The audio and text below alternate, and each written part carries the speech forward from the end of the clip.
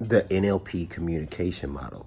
This is the model where an external event, such as some sort of life circumstance, if you will. So a doctor tells us, hey, let's lose some weight. Hey, we just got laid off from our job. It could be something as simple as, hey, can you go find the cookies in the cookie jar? So what happens is our mind does three things to information. It distorts it, deletes it, or it generalizes it. And we have to do these three processes in order to get information, or we go crazy. So I want you to think about 2 million bits of information falling down on a computer screen. I know a lot of us have seen The Matrix, so you could even think of that. And we get to grab 126 bits of information at a time. So that's just that little bitty pinhole that says, hey, this is what we have perceived through our reality. So what happens is distortion, deletion, and generalizations occur. And when that happens, it helps us build an internal representation of what an outside event means to us specifically. So our internal representation is how we see that event. So there's two things that go along with that, and that's our physiology and our state. Our physiology is how we move our body.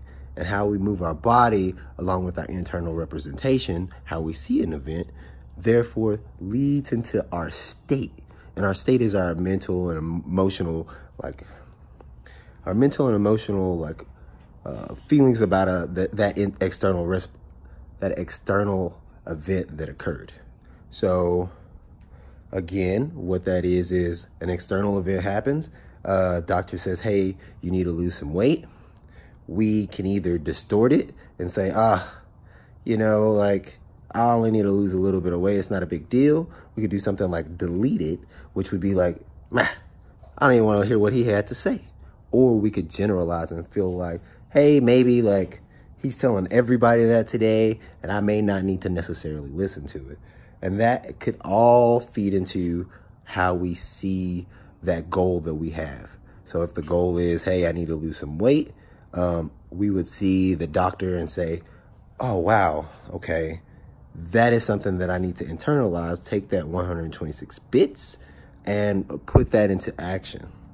So what would happen after the distortion, deletion, generalization, which we all do, would lead into the internal representation, like I talked about earlier.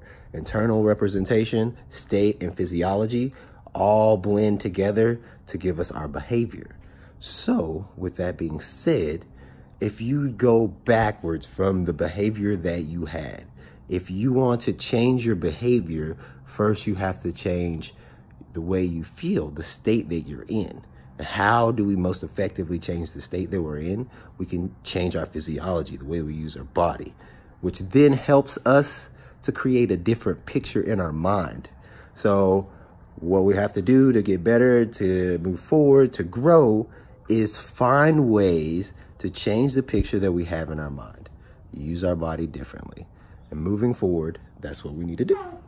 Talk to y'all later.